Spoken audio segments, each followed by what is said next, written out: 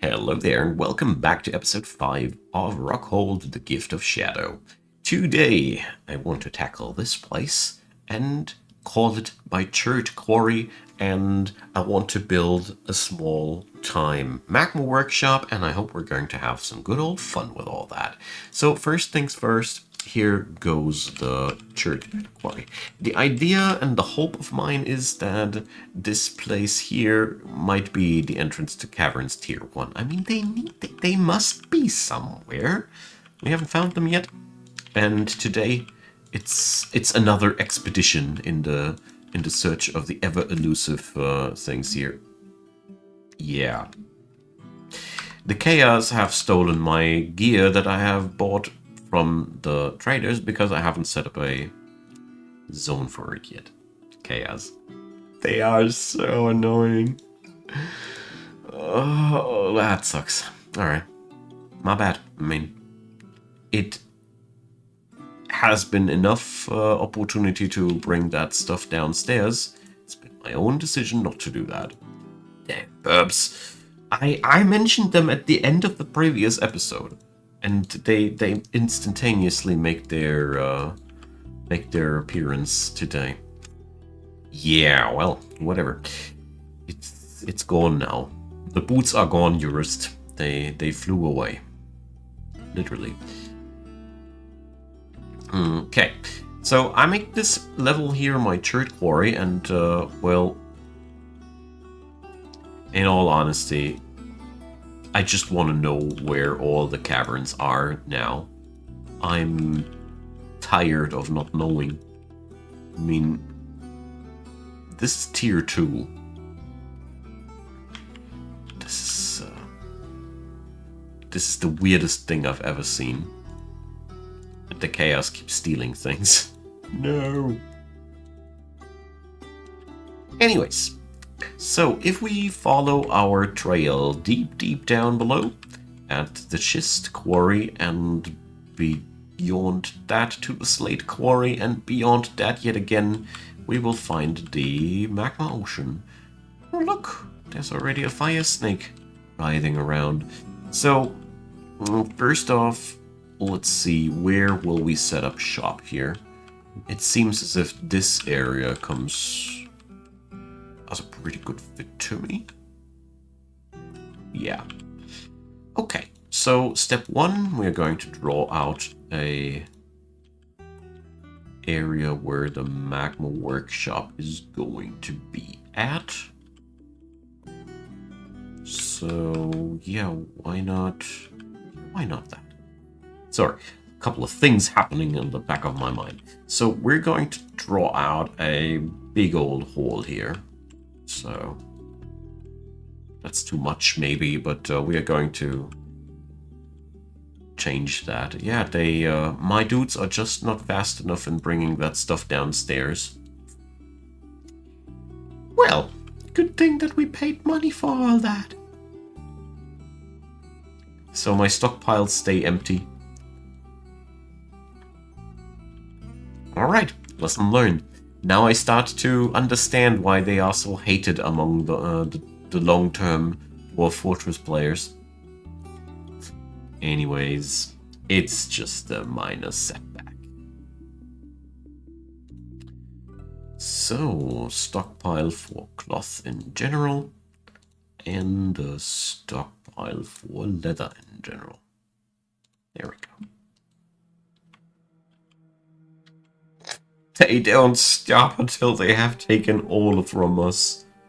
All. Every single piece of gear, Jurist. It's gone. I mean, what kind of badass birds are that? They steal entire pieces of armor.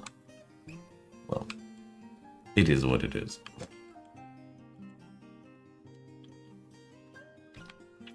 Alright. Let's see how the situation evolves. It's clear to see that we currently have more work than workers.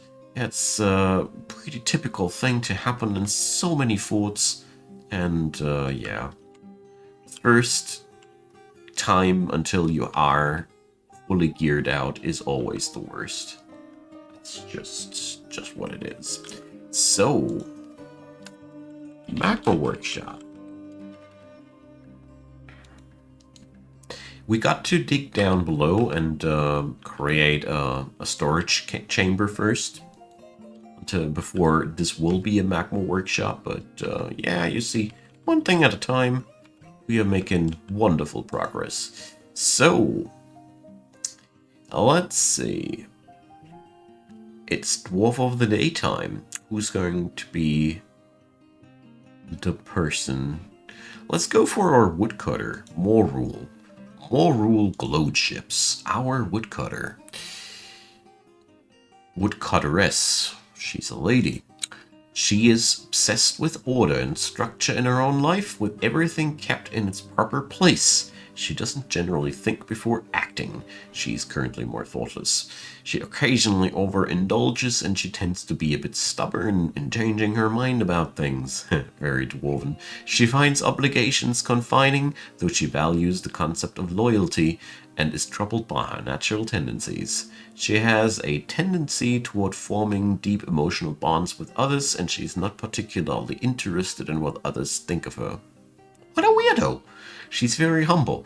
She generally finds herself hopeful about the future, and she likes a little excitement now and then. She tends to ask others for help with difficult decisions. She generally acts with a narrow focus on the current activity.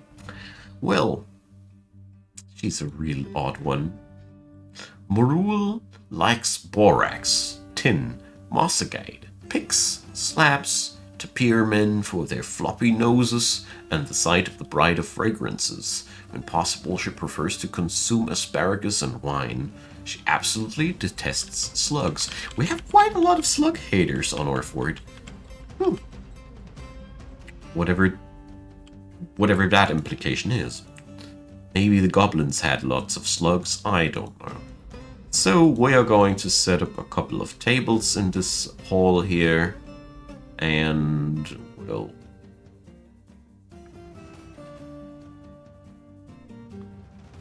I think that's where I'm going to leave it. Just a nice, cozy little dining hall with not much going on for it. Oh, I see one good spot still. Or two even. Oh yeah. That's looking nice. I think I'm going to move this one on the other side though. That's better. Okay. So there's gonna be a miniature storage zone for prepared meals. And that's that. We got a first dining hall almost set up and running. The only thing it requires are doors for the sake of privacy, and of course a zone designator. I think this should do the trick. Not undo. Done. There we go. I like how it looks. And we can fit in a statue here into that corner here. We might be able to put up some decorations here as well. Looking quite like a nice start. So I came up with the thoughts that we really need to set up more different blocks. I think I want to have church blocks as well. So I can have a little bit of a variance in my color scheme. There we go. Because I really don't like when everything is the same without any interchanges and all. For example, I already struggle with setting up the same floor for my tavern as for my dining hall. Although I gotta say, schist really looks sweet on the floor. I am positively surprised. Alright. So let's see what the mining dwarves do. Oh, Morul! I'm sorry. I had a... Wait a a sec. Why do my... Okay. More rule. I'm very sorry. I think I butchered your name now. Ah, well. Things like these happen. It is, after all, a challenge. The dwarf-human communication. So, I also want to have another little expansion going on for our city area here as well at the same time. Because it's pretty clear that there will be more people. There will be more people. We definitely will be seeing so much necessity for a living room. I really wonder how we're going to fulfill that. The city doesn't have a wide area available downstairs. There's aquifer on many ends. There is caverns in our way. It's a real bummer. All in all. Can't call it differently. So let's make a real majestic little quarter here.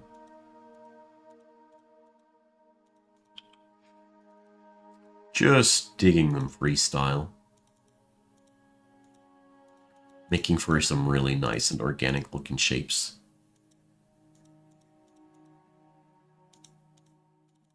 There we go.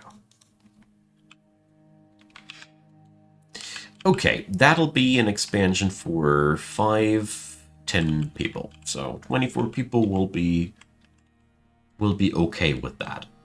Not that much, but it is a start, I'd say. Good. We're making the blocks, and it is really noticeable that we do not have the kind of workforce for the kind of jobs that I've set up. So I think I'm going to order my miners to not do anything except for mining for a while. I want to get this exploration part done. It is really important for us. So, Feb, where you digging at? Ah, this part of the city. Yeah, I'm quite happy that they're going for this first. I think the easiest solution to my problem will be to set up base, set up shop upstairs as early as possible, basically. Just set up that castle. I mean, that's also easier said than done, of course, but yeah. There is a very, very good opportunity for us to just do that. Because down here, well, that level has the most opportunity for living space as well. Maybe I will just expand into a little bit of a city block down here too. But it's hard to tell. And here we already get wet feet on that end. And here it is already all aquifers, as we've seen. Or most of it at least.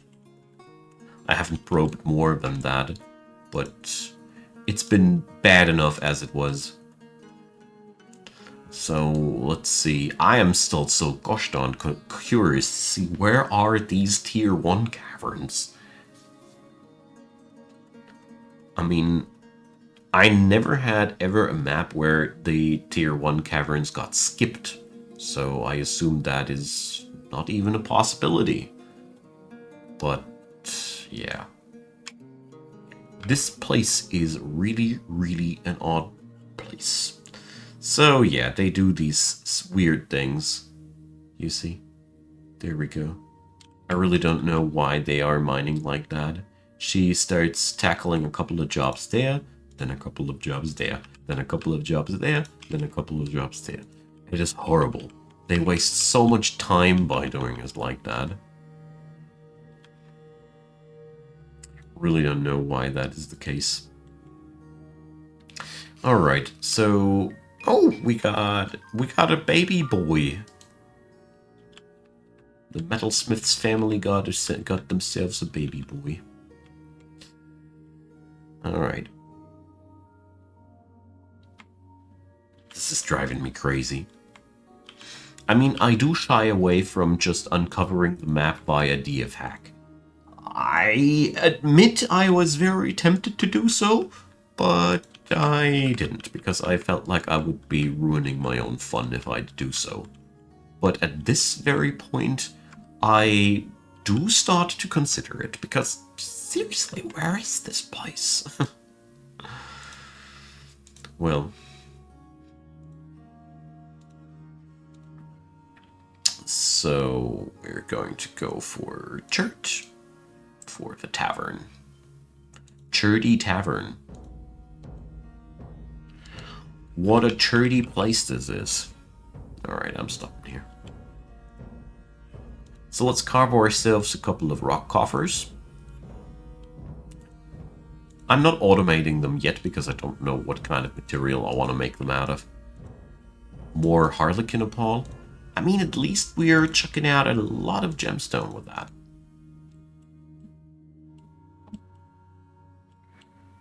But error 404, caverns not found. So here we see it drop into the next layer. Okay. So far, so reasonable. But what about the rest of this place? Yeah, so we're going to do something similar like we did the last time. Branch off into some odd directions as well. I mean, at the worst, we're gaining quite a lot of church this way.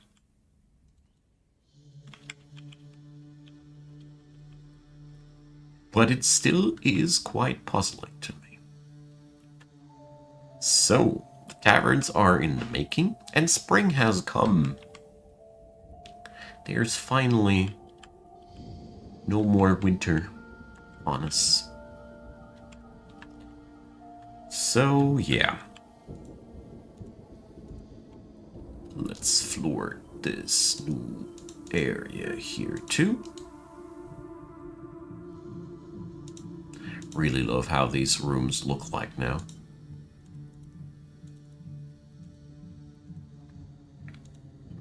And I feel like it was a very fine choice to go for these irregular room shapes. The place looks so much more lively already. So here our brave miners go for the next expedition. I mean, we gain a lot of gemstone out of that. Even if we don't ever find the tier 1 caverns, if they ever rot within the aquiferous layers, because that is what I'm currently assuming where they are. Doesn't matter. We've gained so many harlequin opals out of all that. And church boulders. New people! So, the new arrivals. Mincott. Mincott, my man. Mincott. So, that is a rusty potash maker. From the Lone Anvil. Member of the Teal Hall. Eden Colewald. Well, not a person there. And Captain Florshrine. Well, okay. I was expecting a proper fighter, but I probably expected a bit too much. A tier Fordbridge, a talented stonecutter. Yeah, alright, nice. So that's a lot of sand walls dwarves again. Nothing unexpected. It's very, very lovely to see that every single time when it happens. Okay, so yeah, I'm still confused. Oh, there's one more new person that I obviously overlooked, but it's okay. So the one thing that I expected to happen didn't happen. They didn't breach into anything here. Jeez. Okay. Well, let's get back to today's topic for a hot minute. So, let's put this on super high priority. And we got to bring ourselves downstairs here. And that entire hallway here shall be magmatized. I mean, this whole world, so far, it's the second fort in succession that has a very shallow magma core. This means we can transport magma to the surface of the Earth very, very easily. Is that even? Well.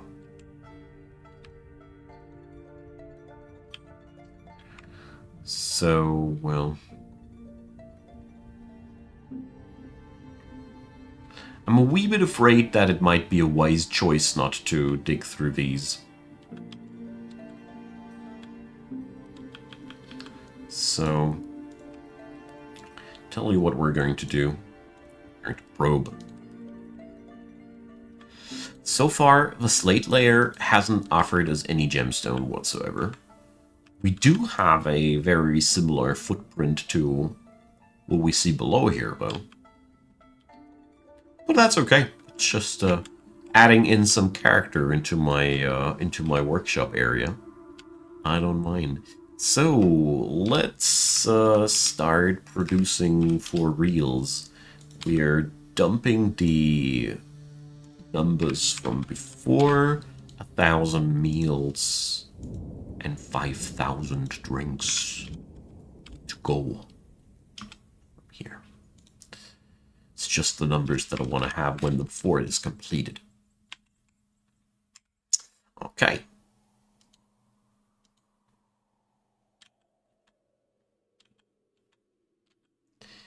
Let's see how this will develop. I mean, at the end of the day, it is very appealing to have that amount of slate available. After all, it is a stone we work with in our fort. I don't dare to breach any of these walls, by the way. I am way too afraid that this might open up into a magma cavity.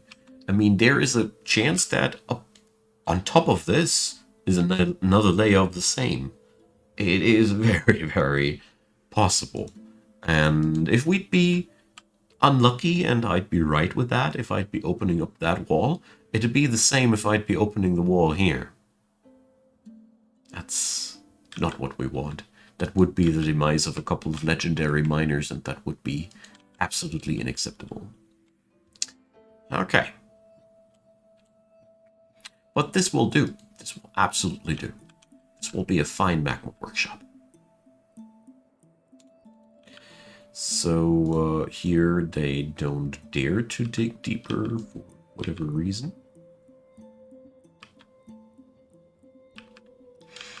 Digging a stair down is never dangerous.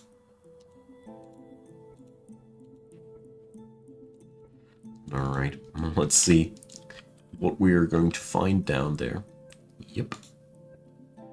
So here it is a false positive because we have cleared out everything up above, and we know that there is no magma above that. As you see there. It's giving me the same warnings. Alright. What a royal pain to manage. But here comes the exciting part. Let's see. Nah, there you got it. It is not World's End. So, well, let's continue that here.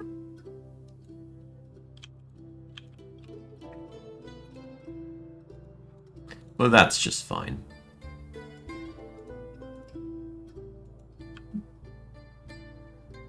It's very annoying, nevertheless, to have to double designate all the jobs here and stay always on the lookout to not accidentally breach any of these walls, because that would be instant death. Yeah, well, there's always some kind of problem, you see. Alright, so you fools, there is no warm stone. At least no warm stone to worry about.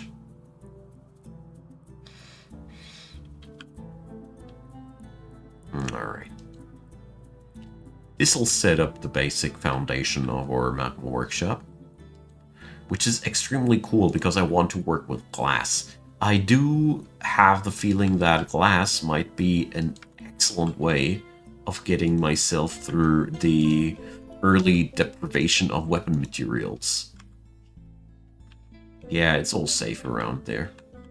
I had assumed it, but you go always better safe than sorry when it's about magma.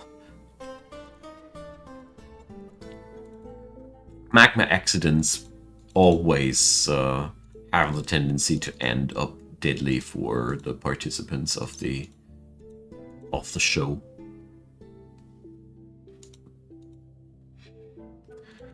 So, the elusive caverns, they do it again. I might now have a very spacious chert quarry, but what I don't have is the location of the tier 1 caverns. It stays mysterious, my friends. So let's give it a twirl into these directions as well.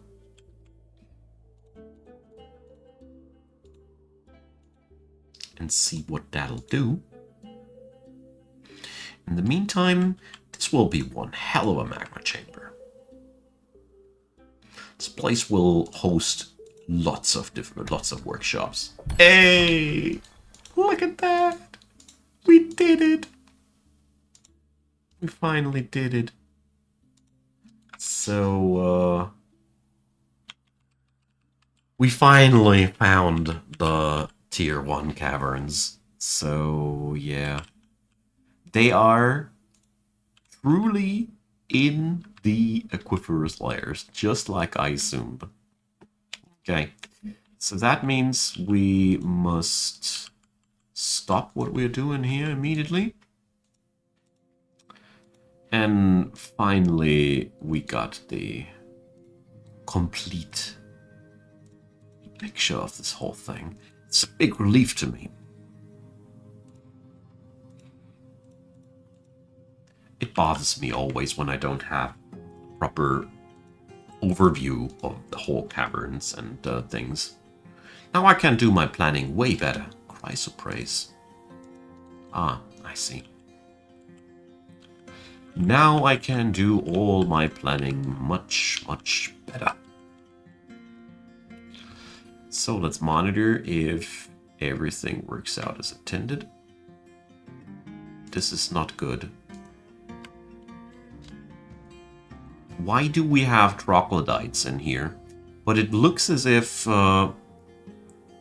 Nish took matters into her hands. Alright.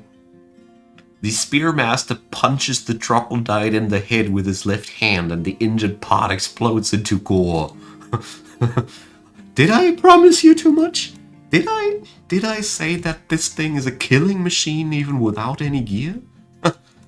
Yes, I did. So, but... Now, seriously, this is very, very, very problematic.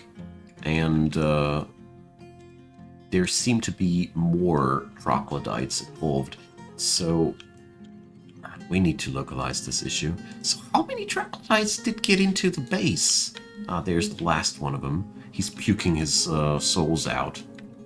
Zazit is also... bruised, but not dead. Okay, so it seems like the situation is coming back under control. So we're going to make one thing.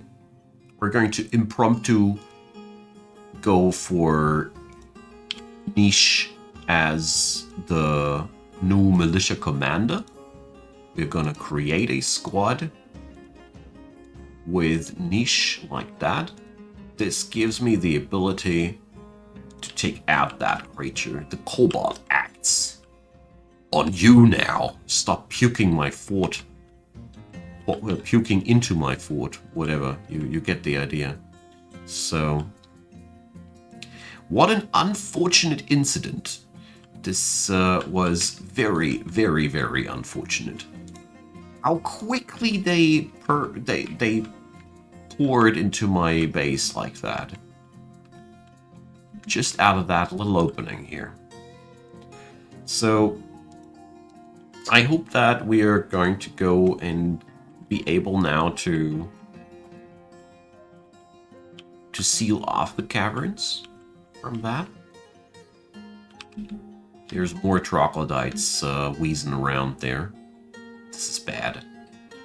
I mean, the good news is Nish is most likely capable of just slaughtering everybody who's stupid enough to get close there. The bad news is we still have to close up the wall. But I'd say problems for the next episode. I'll thank you all for watching. See you all there. Have a good time. Drop me your comments. Leave me your thumbs up. Consider subscribing and check out the description box. Plenty of links to go around. You can find a lot of Dwarf Fortress goodness there. And also my Twitch, my Discord, my Patreon, PayPal, or Buy Me a Coffee accounts. And of course, last but not least, there's also the channel membership system, allowing you to preview all the things that I have recorded before they get released. Thanks for supporting the channel if you do, and a big thanks to you especially watching this video right here, right now. Deeply appreciate, and I hope you had a good time. See you all there, and have a good one. But before we go, I had a very smart idea. We're just going to put the wall over here. So, see you guys next time. Bye-bye.